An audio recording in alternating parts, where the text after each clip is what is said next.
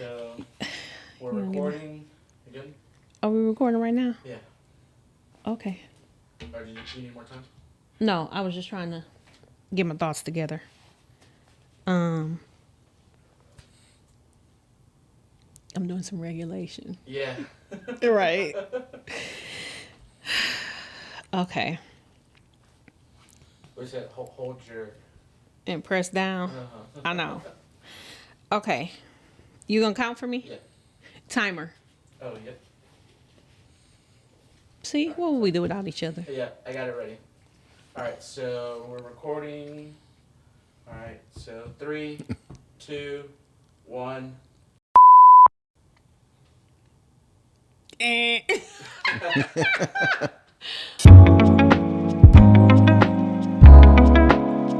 Welcome to Shift Chats, conversations with Bryn Carroll.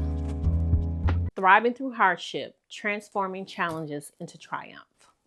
Welcome back to Shift Chats, where we're all about navigating life's challenges while staying focused on growth and transformation. Today, with my guest Bryn Carroll, we're talking about thriving through hardship, taking life's toughest moments and turning them into stepping stones for success. We all face hardships, but what if I told you that those very obstacles are really the fuel for your growth? In this episode, we'll explore powerful strategies, inspiring stories, and mindset shifts that will help you not just survive hard times, but thrive through them. So buckle up. It's time to shift your perspective and unlock the power within. Let's get into it. Welcome to Shift Chats. This is season 2. I am Clarendria Addison, author, therapist, and your host on this guide to a journey of well-being, mental wellness, entrepreneurship, and all the things joyful and fun. My guest today, Mr. Bryn Carroll. You got a nickname, Bryn? What we call you, Bree? Bryn? What? Bree? Super Carroll. Super Carroll is your Carroll. Instagram handle. Is that all of your handles? Your TikTok, your... Yeah, I don't even know if I even got a TikTok, but Okay. yeah, I try to make everything. Instagram, Facebook. Facebook is Bryn Carroll, but I got a Super Carroll one I'm creating too. Okay, we like it. Super Carroll. Can you tell me a little bit about where that came from? When I first started teaching, they threw me in this behavior class where each kid had to be labeled bipolar or emotionally disturbed. And I'm certified in special education, so it was off the chains. Okay. And I came in there and subbed a few times, and the two teachers' aides were older ladies, and I would like protect them. Like I was like really serious about the kids, not trying to like hit on them. Right. It was wild. And every time I came there, they was like, Super Carroll, Super Carroll. And I was like, okay, so I like that. You like that. So I changed my Instagram name, and then when I started writing my children's books, it was all about like making the kids be super. So I put a little spin on it for Right. them. So I love that. Thank you. Yeah. Well, let me do a little introduction. Then, of course, as we go on, you're going to be able to tell. But I had to write this down because you have an amazing background here. So we have philanthropists, future therapists. Yep. We know you're a student of future LPC, behavior specialist, what you just mentioned, father, Yep. girl dad, girl dad, mentor, author. Yep. I also saw as seen on TV. Oh Lord. Fox Soul, ESPN. Yeah. Okay. Yeah. So I'm gonna get started and ask you. I do this to all the guests that come on, and it's always so funny. And people probably like she say the same thing, but it's funny because I send this message to people and I say, send me a picture of you, 18 or younger. Don't overthink it. And what do everybody do? Baby picture. Overthink it. No. Like, I don't really know. Should I? You sent a couple pictures. But they were all baby pictures. So the question is, what would you say to baby Bryn? That it's gonna be okay. Oh. Yep. That it's gonna be okay, and you are loved, and it's okay to express yourself. Yeah. That's deep because I think sometimes people have a hard time knowing like those experiences that you have when you're younger. And when we're younger, we don't think we gonna come out on the other side. Yeah. We just like, this is right now, this is what's happening, and oh my God, the world's about to end. Yeah. Every day it's kind of like, that's why I said it's going to be okay. Because as a child, I just was yearning for certain things like a dad, you know what I'm saying? But it was simple. I just wanted to go outside and play. But I also know a lot of things that I needed. And I would feel it, but I didn't know how to express myself. So I would like act out and stuff. Okay. So like somebody like, I think it's important for boys to have their dad say, it's going to be okay. I love you. And just give them a hug. You know what I'm saying? You know, because we get like stonewall. Like, yeah. You know what I'm saying? So we spend so much time trying to prove that we're something that we ain't got no business trying to be, because that's based on trauma. So then, you know, we just start a trail of tears for people that's connected to us. And then our own tears that we have inside that we marginalize. So now it manifests in displaced anger. Right. And resentment. You know what I'm saying? Oh, yeah. So that's why I keep saying, like, it's going to be okay, bro. Yeah, you know I love that. That is an amazing explanation of describing feeling and emotion. And I think that for Black men, that's always a struggle. Yeah. You know what I'm saying? So when you describe not having your dad, I heard you say early on, and now as a father of girls, how do you work through, like, I need to be what I didn't have? Like, how do you pull up the example of how to do that? Well, it's like the medium of trying to not parent through my trauma, but also healing myself through parenting. Yeah. So when I'm pushing them on the swing, I'm pushing myself. Yeah. When first time my oldest daughter called me daddy when I was coming to visit, I was like, man, how'd she know that? You know what I'm saying? But I wanted to be that kid at the door. Daddy, but he just wasn't coming around, you know what I'm saying? Yeah. So when I get to show up, pick them up for school, drop them off at school, you know, play catch, even though my daughters can't catch. I'm like, you got to play defense. Daddy athletic. Come on, stop playing. What's my baby girl assistant name? That was my assistant at the thing. What's her name? Brynley, yeah, honey. She don't play no games. Okay. That's like my broke best friend. Like, if I beat on the desk, she start freestyling. Like, we just have this amazing connection. But like, I try to be the comprehensive man. Like, everything that I feel like I needed. So I'm hypersensitive about parenting, because there's certain things that I didn't get. Right. And, you know, coping with the fact that, you know, my dad didn't know. Right. You know what I'm saying? So me, like, healing myself through educate myself, being emotionally intelligent, like, this is my big thing right now, interrogating my own emotions and thoughts. I love that. To see why I'm doing this, why I'm feeling this emotion, why am I crying? Because I'm just at the swings pushing my kids. Like, why I'm bursting out in tears from this? Why when my daughter say, Daddy, and she looking at me and I'm looking at her eyes like, dang, she trusts me. Yeah. You know, why is that making me so emotional? Right. So that's like, I'm literally healing myself. I feel like I'm getting healing through parenting. Oh, absolutely. You know what I'm saying? First of all, I thank you. I appreciate your vulnerability, because I know that's a faux pas.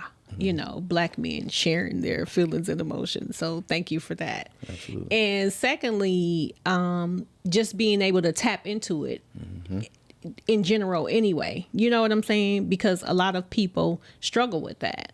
So I'm glad that you're able to kind of share and use those examples, because that's what people need to hear, that men are human. Men can have emotion. Men have some experiences that they've had in their life that, you know, cause some of that. I can't remember if it was a video I was watching or something in how they were describing how, you know, young boys are labeled bad or behavior issues, when really they just don't know how to express whatever that emotion is that they're feeling. No, we get demonized.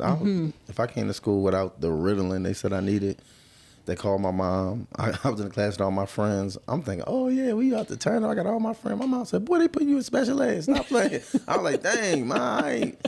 All right, let me start doing my work. Right. But we're very boisterous. We're very, they said, they did a study. It was like 90% of Black and brown boys, they are kinesthetic learners. Why you think they'll say this kid can't read or pick something up, but you can take him on a football field and he can play quarterback and be cerebral and dissect this and make decisions in the hundredths of a second, or playing baseball with hand-eye coordination and do all this stuff. They learn by doing play therapy. You know what I'm saying? Like play therapy. I take kids all the time in sessions and they say the right thing. Right. And then they get in the class and do the wrong thing. So I utilize like learning on time learning in real time. How do you respond when you playing ball? How do you respond when you feel disrespected?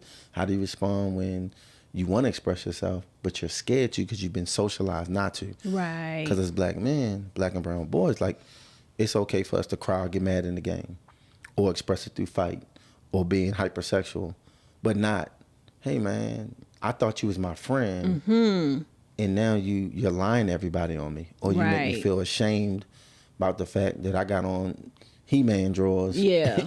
You know what I'm saying? Yeah. Or you're making fun of me, and that's not what friends do. You know what I'm saying? So we have to learn to express those things instead of it manifesting and just fighting and punching each other. Right. You know? Oh, I love that. Oh, this is good. Okay, Brian. Tell me about, you had sent me a message before you got here today.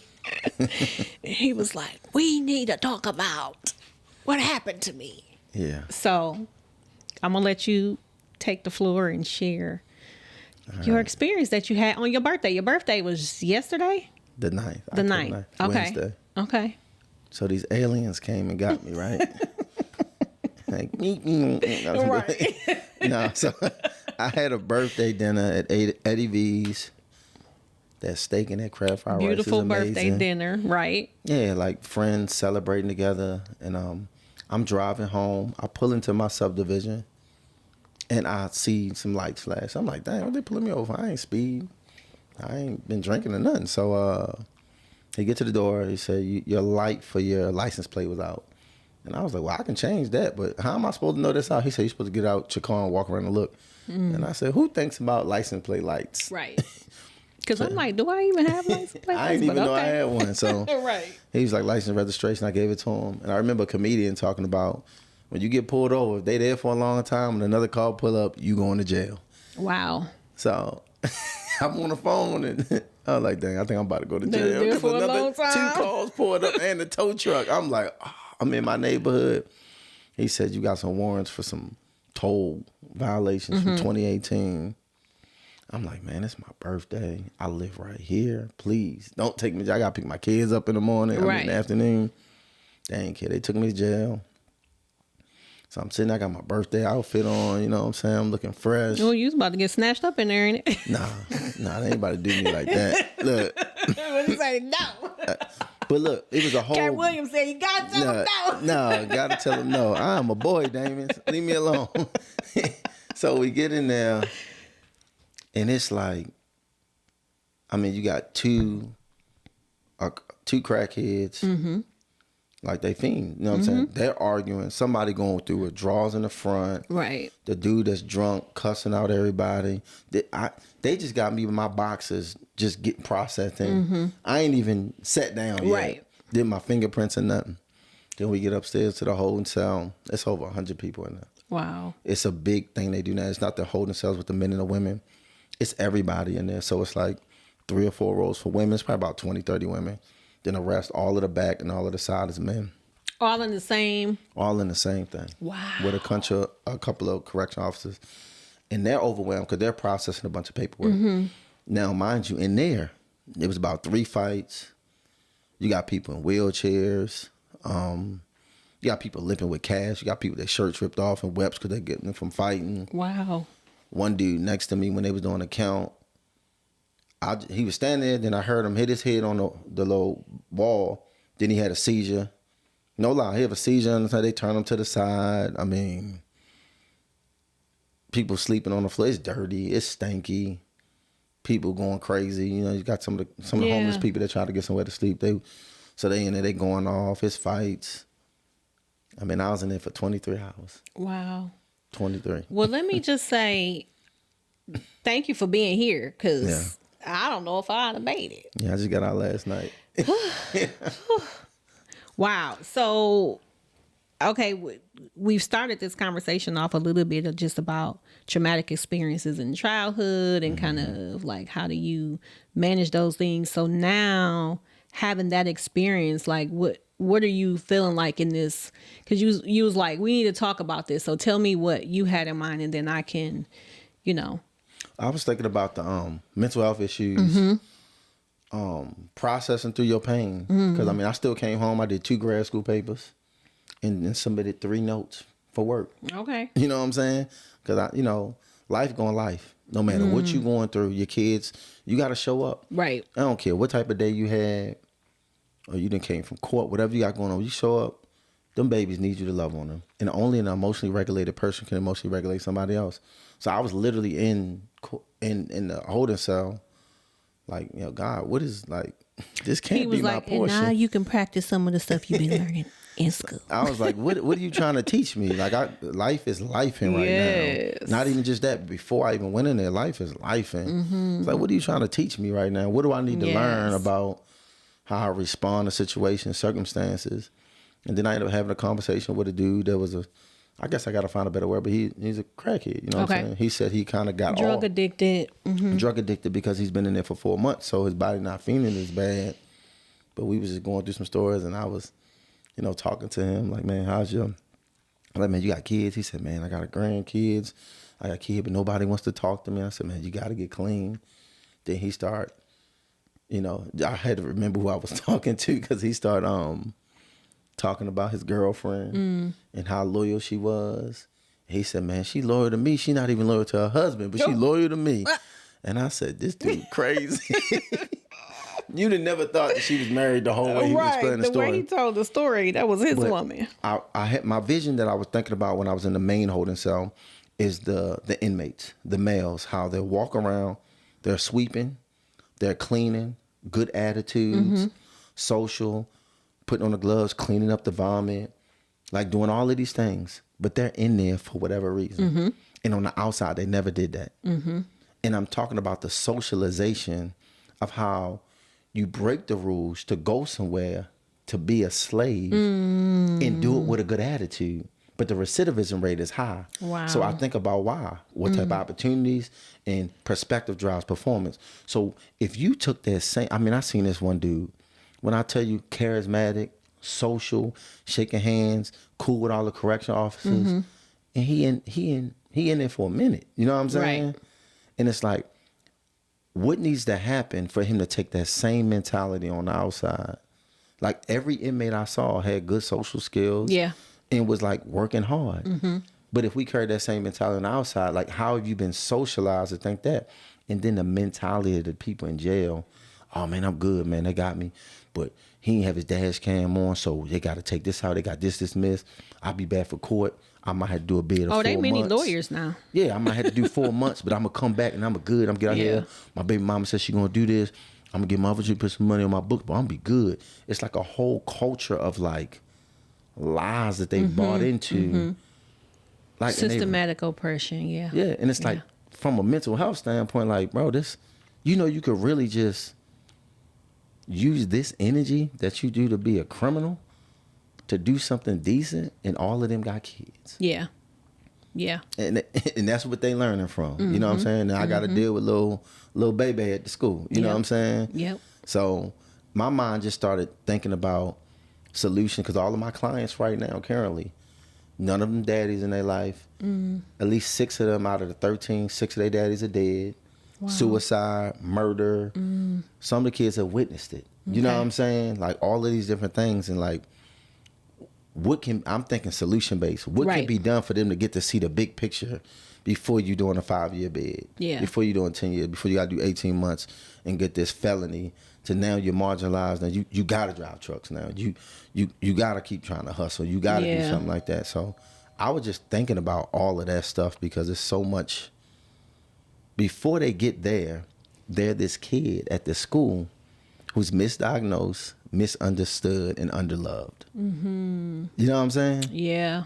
And I'm watching them in the projects and coming to hang out with me when we're doing our sessions, stuff like that. I'm getting to see it before it gets to the murder, the armed robbery, the these moments, so just trying to attack that vigorously, but trying to find solutions, because it's overwhelming, feeling like, hey, I want to save the world, I want to help out, but it's like, right, you can build a house one brick at a time, but yeah, we need whole countries built at one time.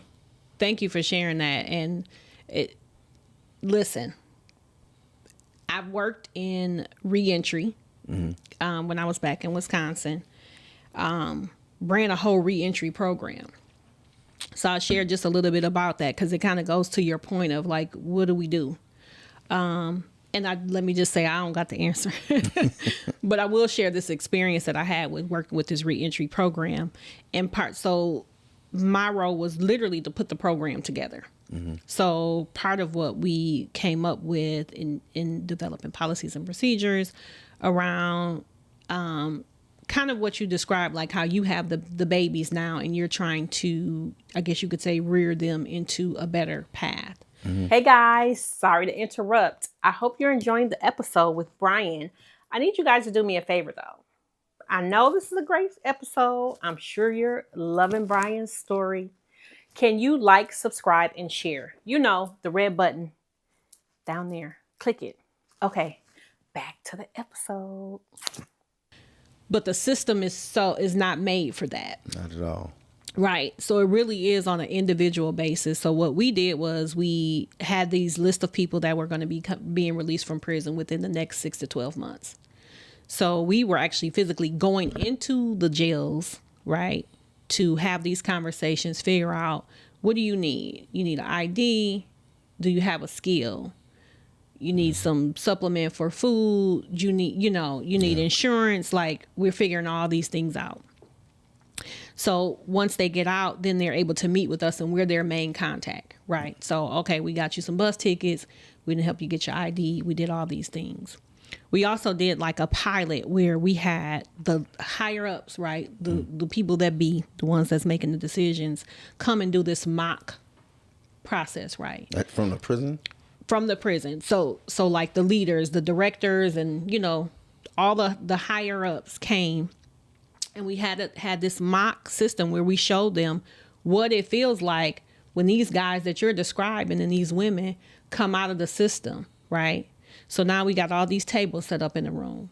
So you go over here, this is where you get your ID, right? But you can't get your ID if you don't got your birth certificate or some other form of ID. And that's overwhelming. I struggled with that as a college graduate, learning how to be an adult. Exactly. I didn't know how to adult. Exactly. So that was what the mock trial was for, because for people who have had it, right? It's second nature for you to know, like, oh, well, I got my birth certificate. I can get that from my mom or from my grandmother or what, you know what I'm saying, for the people that have that access. Mm-hmm. But what we were trying to get them to see were the barriers, right? So now you can't get your ID because you don't have a birth certificate or some other form of information. So now you're going over here and you're trying to get some bus tickets, but you need your ID. You can't get, so it's like this vicious cycle of back and forth. Now I'm frustrated, right? Because I got out, right? Y'all said get out. So I got out and I've been in this building going around in circles because I can't get help because this person can't help me so the systems aren't made to help, treat whatever the issue is. So sharing that to just say, like, what you saw, I was on the other side trying to help, right, with reentry. And reentry is like a bazillion-dollar business. Prison is a like business. I don't even know the numbers because I'm not an expert in that, but there's so much people in there. They passing that paperwork and they getting paid off everybody. Yeah, so it's really sad. So for me, like I always think about, and I think you were kind of getting to this point, is I only can help who I can help, right? And even though that's a small portion, I feel like it's still impactful, right? If we can just do what we can, like you're saying, for the little ones. You with the little ones, so what can you do for the little ones? Because as you try to figure out, maybe there is some system or some program or something that can be developed, but education and skills. Because a lot of them, they're grown biologically and physically, but cognitively and socially, I mean, look at the arguments, and it's like this. It's like this rift between correction officers and inmates, and it's understandable from both sides. Right. I'm coming in here as a correction officer. I got a job to do. Y'all just be quiet so when we call y'all names, y'all hear it so you can get out. Man, y'all got us in here. Man, I got to use the bathroom. It's like the same arguments from like second graders. Right. They've been telling y'all for the past hour to use the bathroom because we're going to do the count. Mm-hmm. Or y'all stop laying on the floor. Get up real quick. Nah, man, I'm tired. I've been in here for 3 days. Mm-hmm.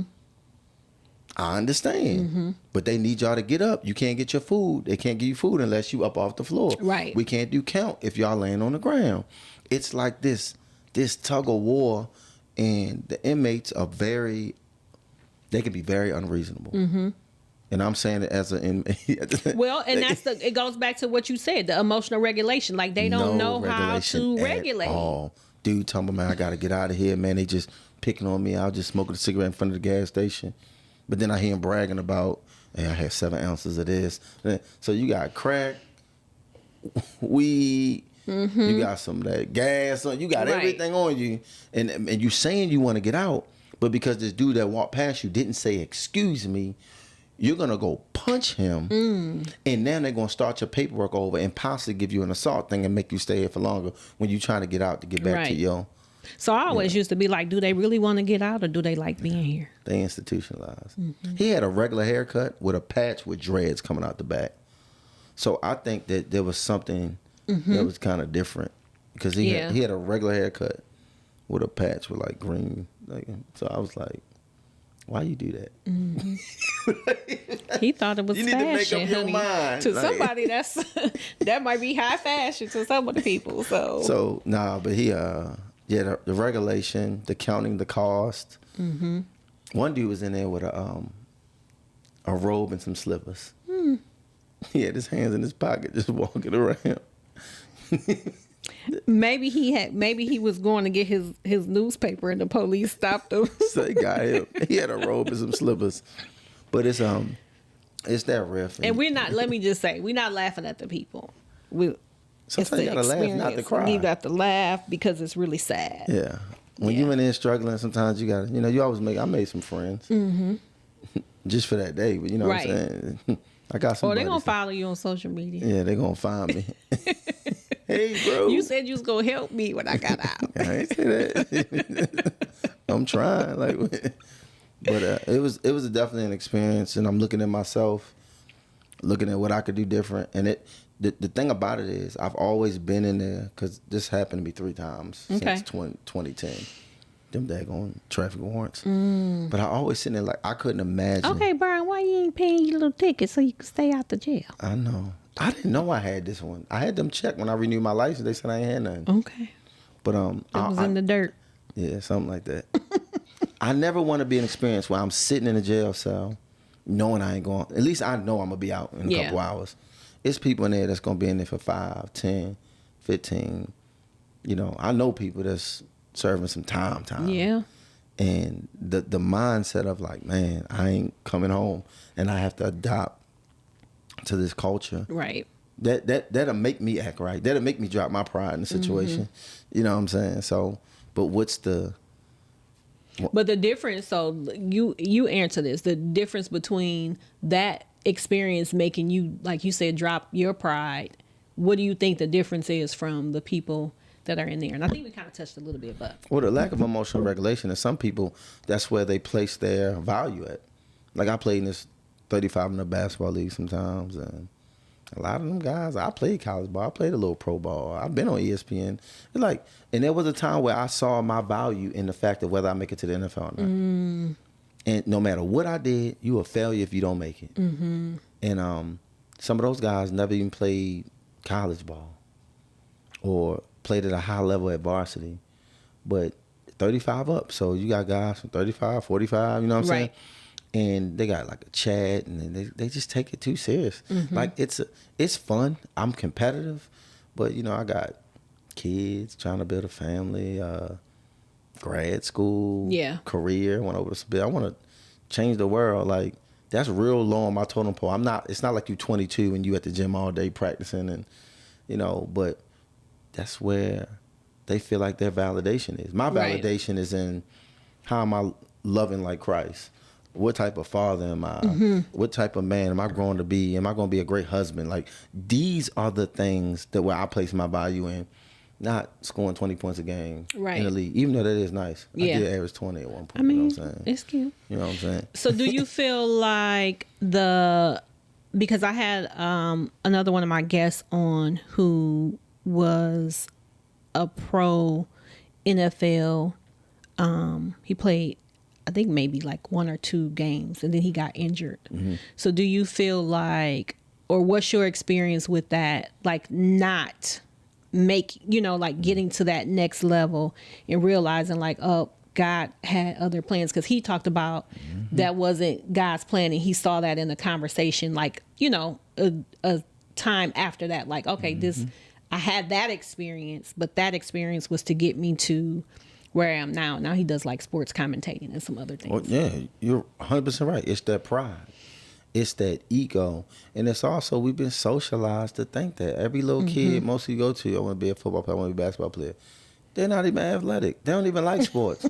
But that's what's sold to them, that's what you have to do to be validated. That's what makes you valid. Right. That's what makes you a man. You got to do these things. So then you grow up, and now you got,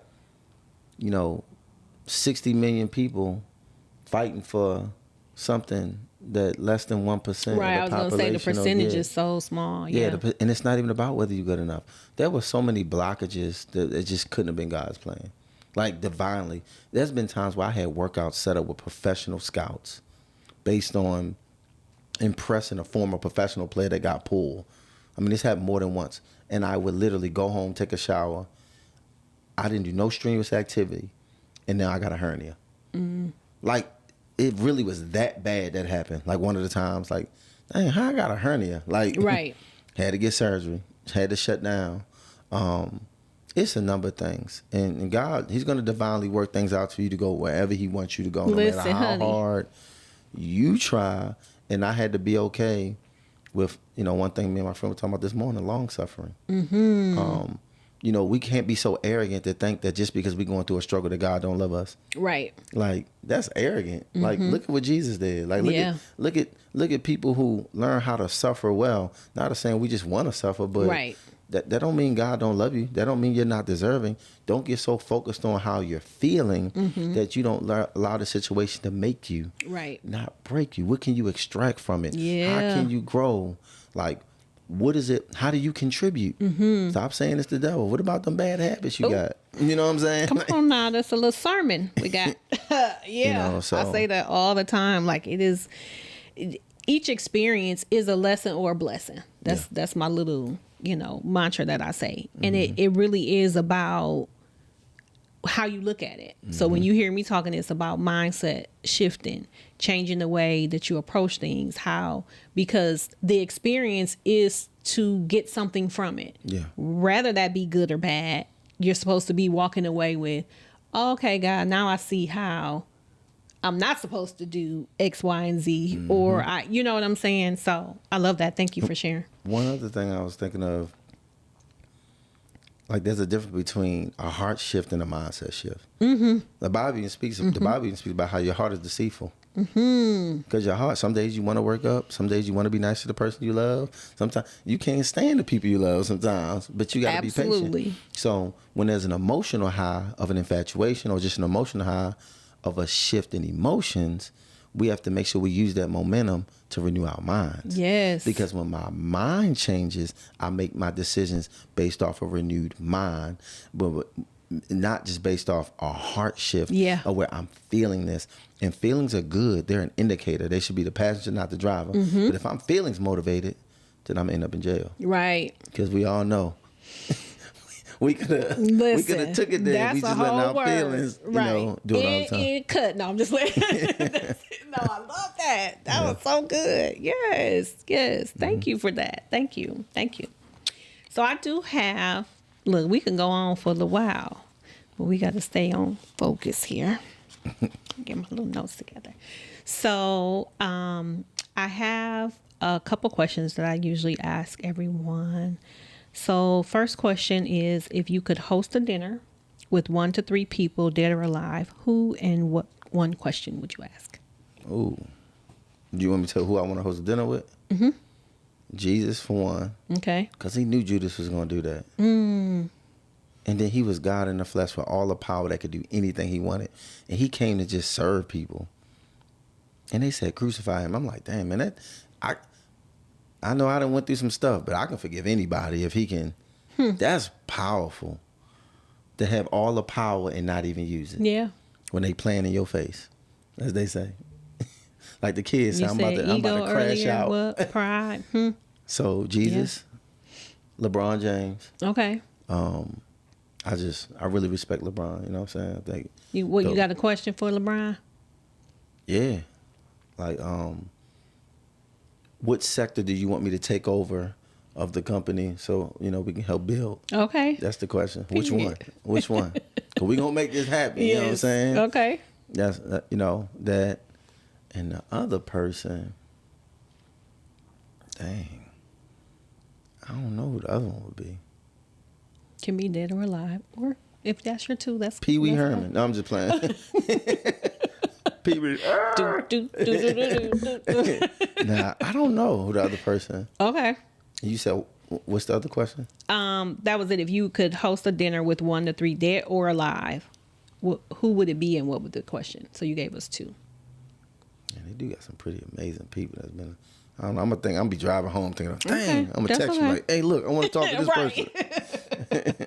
I'll take it. Okay, next question.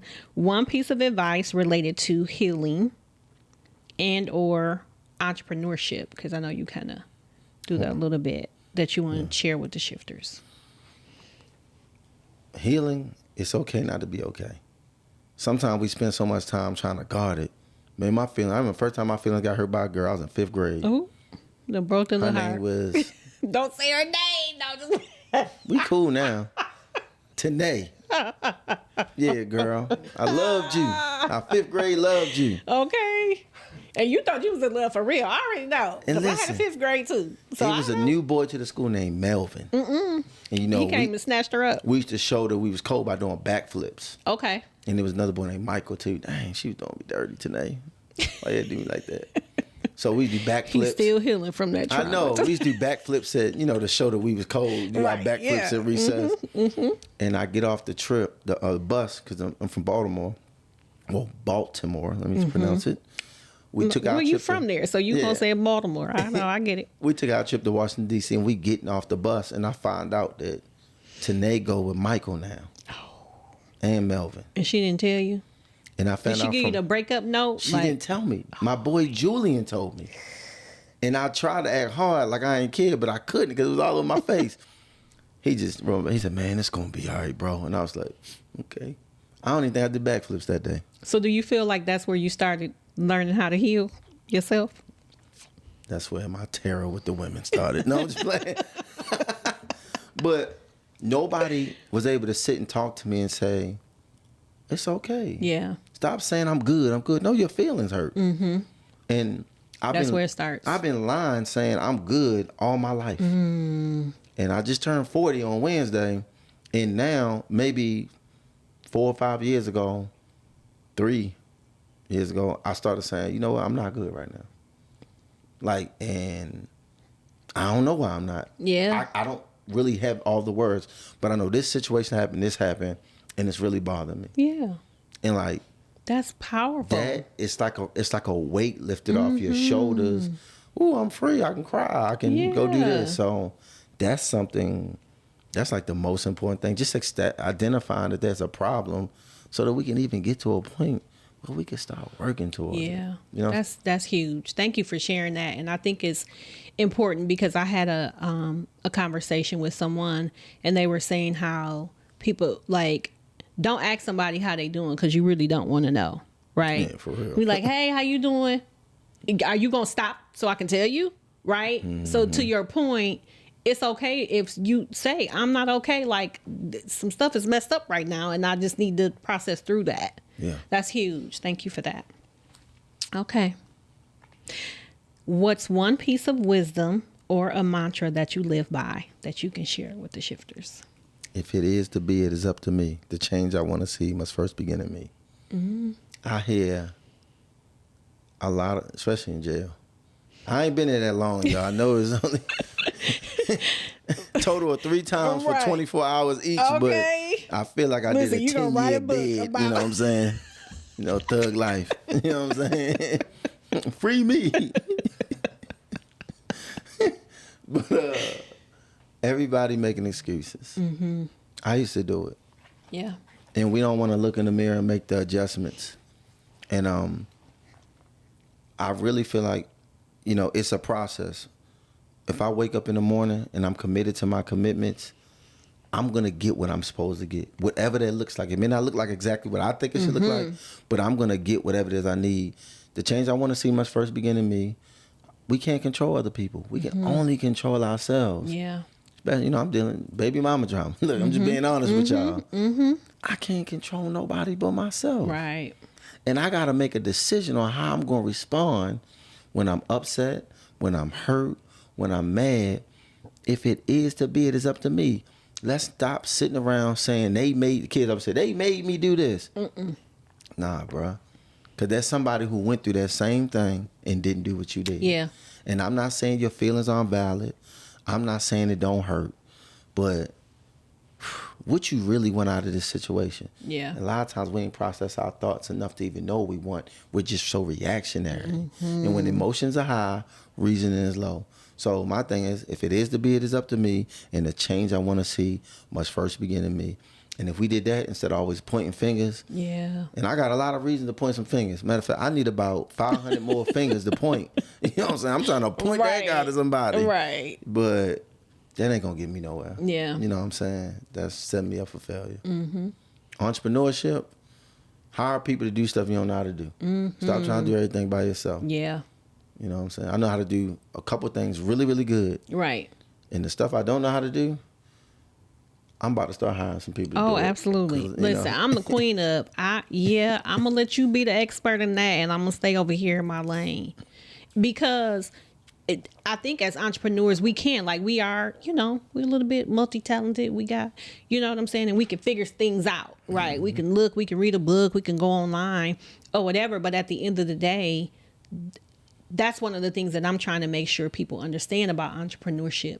That's not the goal. Being an entrepreneur, like I had a conversation, and I know we're coming up on the end, but I had a conversation with a peer of mine who was literally running her business and doing everything and didn't have any staff. That's exhausting. And I said, well, how's that working for you? Because when do you get to be off? Like, when do you get to take a break because you don't have any staff to help you? And what if you get sick?